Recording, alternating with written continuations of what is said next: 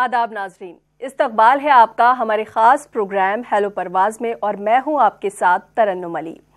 PCOS, PCOD यानी polycystic ovary syndrome औरतों में होने वाली एक आम बीमारी है जिसमें औरतों के हार्मोन्स गड़बड़ा जाते हैं, जिसकी वजह से ओवरी में सिस्ट हो जाते हैं और ये सिस्ट ओवरी में जमा होते रहते हैं। कुछ औरतों में इसकी वजह से high cholesterol, hypertension, breast cancer, diabetes भी देखने को मिलती है। शहरी इलाकों में हर साल तकरीबन 15% लड़कियां इसकी शिकार होती हैं। ऐसा क्यों होता है, आज जानेंगे गायनेकोलॉजिस्ट डॉक्टर अर्चना धवन बजाज से। आपका इस्तकबाल है हमारे इस प्रोग्राम में। थैंक यू तरन्नुम। नाजरीन, आप भी हमें कॉल कर सकते हैं और अपने सवाल हमसे पूछ सकते हैं। हमारे नंबर्स हैं 0120258811, 9205287347 और 012066938849। आप हमें इस पर कॉल कर सकते हैं और सेहत से जुड़ा कोई भी सवाल हमसे पूछ सकते हैं। डॉक्टर अर्चना, जैसे मैंने कहा कि आज हम बात करेंगे पॉलीसिस्टिक ओवरी सिंड्रोम की, तो ये पॉलीसिस्टिक ओवरी सिंड्रोम है क्या? बेसिकली जैसे आपने कहा पॉलीसिस्टिक ओवरी सिंड्रोम का मतलब होता है एक बीमारियों का पूरा मैरियड, मतलब एक बहुत सारे सिम्टम्स का इकट्ठा होना। जी। पॉलीसिस्टिक ओवरी बेसिकली मतलब होता है कि जो ओवरी होती है, जिसको हम अंडेदानी बोलते हैं नॉर्मल लैंग्वेज में, उसमें नॉर्मल लड़कियों में पूरी ओवरी में कुछ अंडे स्कैटर्ड होते हैं। हर महीने एक अच्छा अंडा बनता है, ओवुलेशन होती है, मेंस्ट्रुअल साइकिल आता है या प्रेगनेंसी होती है।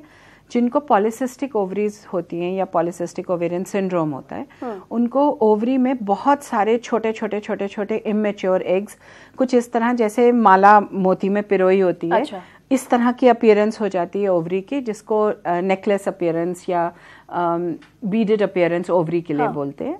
और इसी के साथ साथ ओवरी की जो ओवेरियन कैप्सूल होती है वो थिकंड होती है, मतलब जो ट्यूनिका बोलते हैं ओवरी की हमारी मेडिकल टर्म में, वो मोटी हो जाती है और उसके अंदर let's say non baby friendly या मेल हार्मोन्स या इंसुलिन लाइक ग्रोथ फैक्टर्स ये ज्यादा बनने लगते हैं।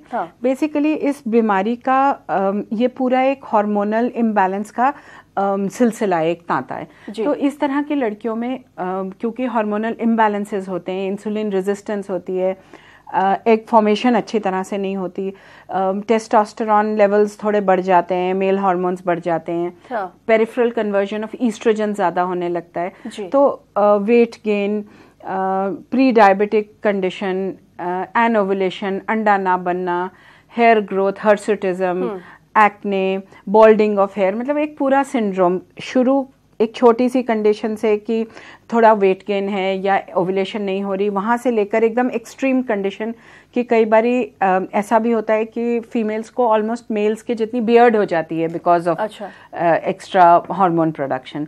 तो पूरा एक सिंड्रोम है बीमारी का।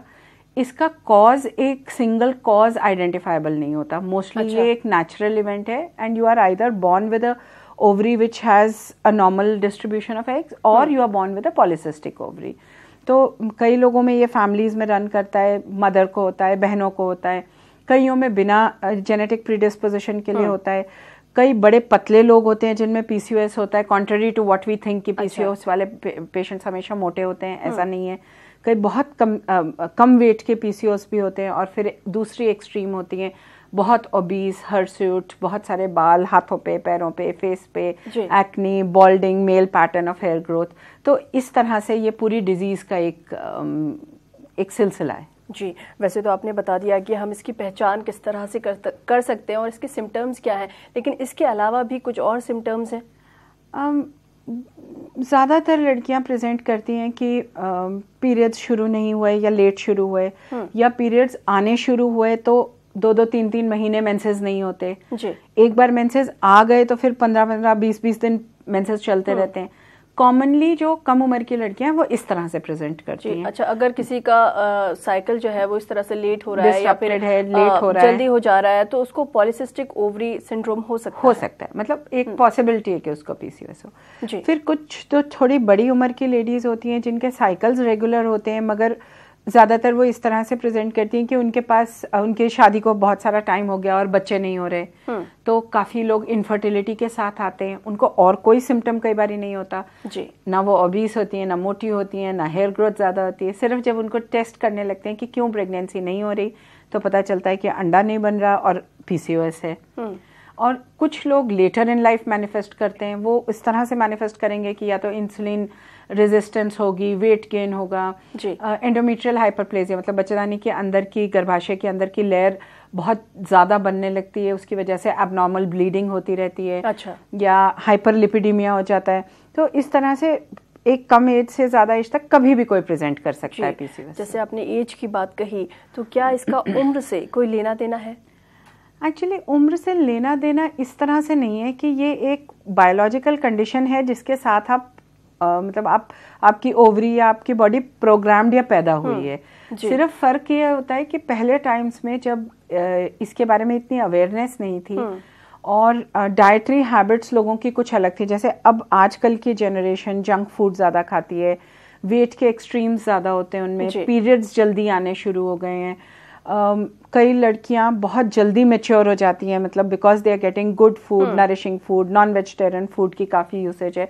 तो आजकल ये बीमारी जल्दी डिटेक्ट होने लग गई है। बस फ़र्क ये है कि पहले ये पता चलता था लेट 20s में जब बच्चा नहीं हो रहा। आजकल कई बार 14-15 साल की लड़कियां ही आ जाती हैं कि जी पीरियड्स का पैटर्न शुरू ठीक हुआ, फिर अब एबनॉर्मल है, वजन बढ़ता जा रहा है, बहुत कोशिश कर रहे हैं, जिमिंग कर रहे हैं, डाइट कर रहे हैं, वेट नहीं घट रहा, इन्वेस्टिगेट करते हैं तो PCOS निकलता है। कई लोग सिर्फ अल्ट्रासाउंड से डायग्नोस हो जाते हैं, कई लोगों के लिए और पैरामीटर्स यूज करने होते हैं। तो इस तरह से डिटेक्शन भी आजकल जल्दी होने लग गई है और अवेयरनेस भी ज़्यादा है लोगों को। जी, जैसे कि आपने बताया कि एक तरह से ये जेनेटिक है, लेकिन फिर भी क्या जो हमारी लाइफस्टाइल है या जिस तरह से हम फास्ट फूड बहुत ज़्यादा आजकल खाने लगे हैं, तो उसका भी कहीं ना कहीं असर होता है? बिल्कुल होता है। इनफैक्ट PCOS एक ऐसी कंडीशन है जिसमें जितना रोल मेडिकेशन का है, मैं समझती हूँ उतना ही रोल लाइफस्टाइल मॉडिफिकेशन का है। जी। अगर आप एक एक्सरसाइज पैटर्न कर रहे हैं, से तकरीबन 30 से 40 मिनट आप रोज ब्रिस्क वॉक कर रहे हैं या जिमिंग कर रहे हैं, एरोबिक्स कर रहे हैं, आपने अपनी डाइट ऑप्टिमाइज करी है, आप मीठा कम खा रही हैं, मैदा या जो फास्ट रिलीज शुगर्स वाले फूड हैं वो कम खा रहे हैं, स्लो रिलीजिंग शुगर्स ज़्यादा ले रही हैं, डीप फ्राइड नहीं खा रहे, जंक फूड नहीं खा रहे, you are moving more towards fruits, vegetables, milk products भी, स्किम्ड मिल्क वगैरह। तो अगर आपकी डाइट रेगुलेटेड है, आप वेट लूज कर रही हैं और एक्सरसाइज कर रही हैं, तो चांसेस यही हैं कि आपकी PCOS ऑप्टिमाइज्ड रहेगी और हो सकता है आपको इतना सारा जो दवाइयों का सिलसिला है वो लेना ही ना पड़े। इनफैक्ट एक रूल ऑफ थंब है कि अगर आपका वजन 10% घट रहा है, मान लीजिए आपका वजन 70 किलो है और आपने 7 किलो वजन घटा लिया, तो आप अपने ओवुलेशन मतलब PCOS के साथ अंडा बनने के चांसेस को डबल कर रहे हैं। अच्छा। Which is a huge impact. तो diet modification, lifestyle modification, yoga, इन सब चीज़ों का बहुत अच्छा रोल है PCOS के मैनेजमेंट। अच्छा असर पड़ता है, बहुत अच्छा। अगर मैं परसेंटेज की बात करूं, जैसे आपके पास बहुत सारे मरीज आते हैं, तो क्या परसेंटेज रहता होगा, कितने लोगों में ये देखने को आपको मिलता है? एक्चुअली मेरी प्रैक्टिस में, जहाँ इनफर्टिलिटी बेस्ड प्रैक्टिस है, हमारी प्रैक्टिस में नियरली 40% इंसिडेंस। इनफैक्ट हमने अपनी क्लिनिक की डेटा स्टडी किया है और हमारे यहाँ बहुत हाई इंसिडेंस शायद इसलिए भी है because we see a lot of overseas patients, specially from the north west frontier belt. ये जो कश्मीर, पाकिस्तान, अफगानिस्तान, ईरान, इराक वाली बेल्ट है, उस बेल्ट से हम बड़े मरीज देखते हैं। तो हमारे यहाँ इंसिडेंस जनरल पॉपुलेशन से काफी ज्यादा है, बट एवरेजली अगर आप इंसिडेंस लेंगे एक एवरेज पॉपुलेशन में, से साउथ ईस्ट एशियन पॉपुलेशन में, तो आई वुड से 10 से 12-15% इंसिडेंस होगा PCOS का, पर हमारी पॉपुलेशन में इसका इंसिडेंस काफी ज्यादा है। जी, जैसे हम लोग बहुत ज़्यादा PCOS से डील करते हैं। जी, लेकिन फिर भी जैसे आपने कहा कि पाकिस्तान, ईरान, इराक, यहाँ के पेशेंट्स आपके पास ज़्यादा आते हैं, तो कोई वजह है कि वहाँ पर ये चीज़ ज़्यादा हो रही है? ज़्यादा डाइटरी और लाइफस्टाइल रिलेटेड है, थोड़े सेडेंटरी लाइफस्टाइल हो सकता है डाइट में, क्योंकि नॉन वेजिटेरियन फूड बहुत ज़्यादा है, एंड प्लस जेनेटिक प्रीडिस्पोजिशन, माँ को रहा, माँ से बेटी को हुआ, बेटी से आगे नेक्स्ट जनरेशन को गया, और प्लस आई थिंक लाइफस्टाइल का बड़ा रोल है इसमें, क्योंकि सर्दी का इलाका है, फैटी फूड्स की कंजम्पशन ज्यादा है, रेड मीट की कंजम्पशन ज्यादा है, तो प्रोबेबली उसकी भी कुछ कंट्रीब्यूशन है। जी, जैसे आपने बताया पॉलीसिस्टिक ओवरी के बारे में, अगर किसी को पॉलीसिस्टिक ओवरी है और जो आपने सिम्टम्स बताए वो उस पर ध्यान नहीं दे रहा है, तो क्या इसकी वजह से कुछ और बीमारियां भी हो सकती हैं? बिल्कुल, PCOS से जैसे मैंने कहा ना, पूरा सिंड्रोम है। हो सकता है आपको कुछ भी ना हो, लाइफ पैटर्न आपका बिल्कुल फर्स्ट क्लास चले, पीरियड्स भी रेगुलर हों, बच्चे भी टाइम से हो जाएं, you can still be a PCOS. पर एक एक्सट्रीम ये भी हो सकती है कि आपको जो मेटाबॉलिक डिसऑर्डर्स हैं, glucose intolerance, in hyper इंसुलिनीमिया, hyperlipidaemia मतलब कोलेस्ट्रॉल ज़्यादा होना, लिपिड प्रोफाइल इम्बैलेंस होना, एंडोमेट्रियल हाइपरप्लेजिया मतलब यूट्रस के अंदर की लाइनिंग बेतहाशा बढ़ते जाना, और ज़्यादातर ये ओबीस पीसीओज में होता है जो ओवुलेट नहीं करती। पेरिफेरल कन्वर्जन, फैट में ईस्ट्रोजन ज़्यादा बनती है जो अंदर की लाइनिंग को बढ़ाती रहती है। प्रोजेस्ट्रॉन आती नहीं है क्योंकि ओवुलेशन नहीं है, और उसकी वजह से लेटर इन लाइफ बहुत कम चांस होता है, मगर पॉसिबिलिटी होती है कि एंडोमेट्रियल कैंसर हो सके। तो जिन लोगों को पीसीओएस है उनको उसके लिए पैनिक करने की ज़रूरत नहीं है, पर एक अवेयरनेस की ज़रूरत है कि इसके साथ ना सिर्फ हमें बच्चा होने में दिक्कत या ओबेसिटी या cosmetic issues, hair extra hair growth, face पे बहुत सारे ब्रेकआउट्स होना या एक्ने होना। जैसे अक्सर यंग लड़कियां आती हैं कि एक्ने नहीं जा रही, पीरियड आता है, फ्लो होता है तो कम हो जाती है, मिड साइकिल बढ़ जाती है, फिर अगले साइकिल में चली जाती है, डर्मेटोलॉजिस्ट से ट्रीटमेंट ले रहे हैं फिर भी ठीक नहीं हो रही। तो इस तरह के सिम्टम्स से लेकर सीरियस कॉन्सिक्वेंसेस जैसे कि diabetes later in life, hyperlipidemia, cholesterol से related hypertension, cardiac diseases, coronary artery diseases, तो ये एक पूरा सिलसिला चल सकता है अगर आप इसको इग्नोर करें तो। जिस तरह से आपने बताया कि इसकी वजह से हार्मोन्स जो हैं वो गड़बड़ा जाते हैं, तो हार्मोन्स गड़बड़ाने की वजह से क्या क्या चेंजेस आ सकते हैं बॉडी में? जैसे हम ऑलरेडी डिस्कस कर चुके हैं, weight gain, insulin resistance, sugar level ज़्यादा होना, मेल पैटर्न हेयर डिस्ट्रीब्यूशन का आना, अंडा ना बनना, पीरियड्स टाइम से ना आना, एक्ने हो जाना, बॉडी पे पीछे पीठ पे दाने छोटे छोटे हो जाना, इस तरह के सारे सिम्टम्स आ सकते हैं। जी नाजरीन, जैसे कि आज हम बात कर रहे हैं पॉलीसिस्टिक ओवरी सिंड्रोम पर, तो आप हमें कॉल कर सकते हैं और इसके मुतालिक सवाल हमसे पूछ सकते हैं। हमारे नंबर्स लगातार आपकी टीवी स्क्रीन पर फ्लैश हो रहे हैं। हमारे नंबर्स हैं 0120258811, 9205287347 और दूसरा नंबर है 012066933849। एक कॉलर हमारे साथ जुड़ गई हैं। हेलो जी, बोलिए। जी, सवाल बताएं, क्या सवाल है आपका? मेरी लड़की है, 18 साल है जी। 3 महीने 4 महीने कभी 6 महीने हो जाते हैं, बराबर नहीं होते पीरियड। अच्छा, जैसा इनके डिस्क्रिप्शन से लग रहा है कि एक पॉसिबिलिटी है कि बच्ची को पीसीओएस हो। ऑफ कोर्स आप बाकी चीज़ें, थायराइड इम्बैलेंस, प्रोलैक्टिन लेवल्स, ये सब भी चेक ज़रूर ऑब्वियसली कराएंगे, मगर इसके साथ साथ एक अच्छे गायनेकोलॉजिस्ट के पास जाके एक पेल्विक अल्ट्रासाउंड करवाएं और कुछ टेस्ट वो आपकी बेटी को एडवाइस करेंगे, जैसे insulin, serum insulin levels, prolactin, thyroid levels, free serum testosterone levels, और पीरियड के सेकेंड डे पे एफएसएच और एलएच हार्मोन लेवल्स, और कई बारी एंटीमुलेरियन हार्मोन लेवल्स। तो ये सारे लेवल्स इकट्ठे करके और अल्ट्रासाउंड की फाइंडिंग्स को कोरिलेट करके डायग्नोसिस बन सकता है। शायद बिटिया को पीसीओएस हो, और अगर पीसीओडी है तो एज अ मदर जो इतनी अवेयर हैं कि वो अपनी बेटी के लिए टेलीविजन पे सवाल पूछ रही हैं, ये बहुत हेल्प कर सकती हैं। अपनी बेटी की डाइट ऑप्टिमाइज करें, फैट्स घटा दें, मीठा घटा दें, एक्सरसाइज करवाएं उसको, उसका वजन ऑप्टिमाइज कराएं और मेडिकल हेल्प लें। अक्सर पीसीओएस के पेशेंट्स को एक बड़ी सिंपल सी दवाई होती है जिसको मेटफॉर्मिन बोलते हैं, जो एंटी डायबिटिक भी होती है। वो पीसीओएस को इंसुलिन रेजिस्टेंस के लिए दी जाती है और वो बहुत वंडर इफेक्ट करती है ऐसे मरीजों में। तो अपने अच्छे किसी डॉक्टर को, फिजिशियन, एंडोक्रिनोलॉजिस्ट या गायनेकोलॉजिस्ट, इनको दिखाएं और अपनी बेटी का डायग्नोसिस बनवाएं। आई एम श्योर बहुत जल्दी इनकी बेटी को रिलीफ हो जाएगा। जी, पॉलीसिस्टिक ओवरी सिंड्रोम का इलाज क्या है, किस तरह से आप इसको ट्रीट करते हैं? जैसे हम अभी ऑलरेडी बात कर रहे थे, पीसीओएस की ट्रीटमेंट 2 स्टेम्स में बांटा जा सकता है। One of course is lifestyle modification, जिसके बारे में हम काफ़ी डिटेल में ऑलरेडी बात कर चुके हैं कि वज़न ऑप्टिमाइज होता जाएगा, एक्सरसाइज बढ़ेगी, इंसुलिन रेजिस्टेंस घटेगी और obviously things will start coming into track. पर इसके साथ साथ डिपेंडिंग कि किस तरह की प्रेजेंटेशन है जी। एक जनरल ड्रग जो बहुत कॉमनली यूज होती है पीसीओएस के लिए, वो मेटफॉर्मिन है। बहुत सस्ती दवाई है, कोई बहुत ज़्यादा साइड इफ़ेक्ट्स नहीं है। अगर अच्छे से प्लान तरीके से लिया जाए, अंडर सुपरविजन, तो ये बहुत अच्छा रिजल्ट देती है। इसके अलावा आजकल न्यूअर ड्रग्स अवेलेबल है, मायोआइनोसिटोल, वो बड़ी मदद करती हैं। उसके अलावा बहुत ट्रीटमेंट सिम्टम्स पे डिपेंड करेगा। कई लोगों को साइकिल्स रेगुलेट करना सिर्फ एक इशू होता है, जैसे यंगर एज ग्रुप में। ऐसी लड़कियों को अगर मेटफॉर्मिन के साथ कोई बहुत low dose oral contraceptive pill, combined pill दें तो उनके साइकिल्स भी रेगुलेट हो जाते हैं। ये फेस से एक्ने वगैरह भी चली जाती है, उसमें उस तरह से उनको ट्रीट किया जा सकता है। कई लोगों में मेन प्रॉब्लम होती है हेयर ग्रोथ की, तो उनके लिए टेस्टोस्टेरोन लेवल्स के साथ कोरिलेट करके कुछ दवाइयाँ अवेलेबल होती हैं, स्पाइरोनो लैक्टोन, एल्डेक्टोन, इनके कॉम्बिनेशन ड्रग्स कॉन्ट्रासेप्टिव्स के साथ आते हैं जो यूज़ हो सकते हैं और वो बहुत अच्छा रिजल्ट देते हैं।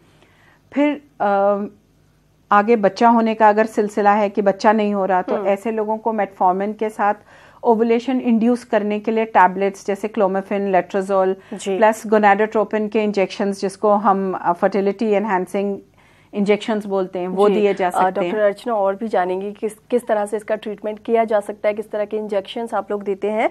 एक कॉलर हमारे साथ जुड़ गए हैं। हेलो नमस्कार जी नमस्कार, सवाल बताएं, क्या सवाल है आपका? सफात अली बोल रहा हूँ, अपने वाइफ के बारे में पूछना था। मेरे वाइफ का एज है 42। उसको 2 साल से ऐसी परेशानी है जैसे कि एमसी के अलावा जो ब्लडिंग होती है तो पहले साल में एक बार होता था, यानी कि पिछले साल से शुरुआत हुआ तो दूसरे साल सेम मंथ में हुआ था जी। अब ब्लडिंग बहुत ज्यादा और इस बार जो है कुछ महीने में यानी 4-5 महीने में होने लगा है इस बार। ये एमसी के अलावा ही है जी। ब्लडिंग होती है कि जो है बदन उसका पीला पड़ने लगता है। जी ठीक है, डॉक्टर अर्चना इनके सवाल का जवाब देंगे, लेकिन यहाँ पर ये बता रहे हैं जी, यहाँ पर इनके सवाल का जवाब देंगे डॉक्टर अर्चना, लेकिन यहाँ पर वक्त एक छोटे से ब्रेक का, तो ब्रेक ले लेते हैं। नाजरीन, आप भी हमें कॉल कर सकते हैं, हमारे नंबर्स लगातार आपकी टीवी स्क्रीन पर फ्लैश हो रहे हैं। आपको करना सिर्फ इतना है, अपना फोन उठाइए, हमारे नंबर्स मिलाइए और कहिए हेलो परवाज। फिलहाल वक्त एक छोटे से ब्रेक का। ब्रेक के बाद एक बार फिर से आप सभी का इस्तकबाल है हमारे खास प्रोग्राम हेलो परवाज में।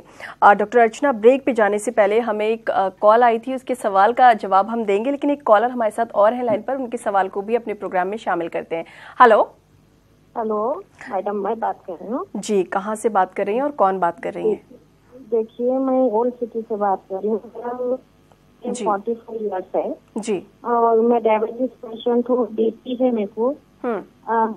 मैडम, मेरे को 2 या 3 मंथ से नहीं हुई है, मेरा पेट पर जा रहा जी। तो इसीलिए मेरे को आज से कुछ मशवरा लेना था जी। मैं स्कैनिंग कराई, अल्हम्दुलिल्लाह रिपोर्ट पूरी साफ है मेरी स्कैनिंग की। जी डॉक्टर अर्चना, आप इनसे कुछ और पूछना चाहेंगे? मुझे ना इनका यही समझ आया है कि ये हाइपरटेंसिव और डायबिटिक हैं। उसके बाद इन्होंने क्या बोला वो मुझे नहीं क्लियरली फॉलो हुआ। If she can just repeat herself. जी, क्या आप अपना सवाल दोहरा सकती हैं? मेरी एज है 45 इयर्स जी जी। डायबिटीज पेशेंट है और बीपी भी है मेरे को और स्टैंड भी है, हार्ट स्टैंड। तो मैं 45 इयर्स है, इनकी आवाज क्रैक कर रही है। मुझे इनका गायनेकोलॉजिकल मसला नहीं समझ आ रहा। ये 45 हैं, डायबिटिक हाइपरटेंसिव हैं, पर क्या इनको कोई और इशू भी है क्या? वो जी देखिए, आप क्या दोबारा कॉल मिला सकती हैं? जी, आप दोबारा कॉल मिला सकती हैं। डॉक्टर अर्चना, हमें इससे पहले एक कॉलर ने कॉल किया था जिनकी वाइफ की एज 42 है और उन्हें नॉर्मल ब्लीडिंग नहीं होती है। हाँ, जो मुझे समझ आ रहा है प्रॉबेबली इनके वाइफ को या फाइब्रॉइड्स हैं या एंडोमेट्रियल हाइपरप्लेजिया है। She will need a good transvaginal scan, ultrasound, जिससे endometrial thickness, presence of fibroids, ये सब असेस हो सके।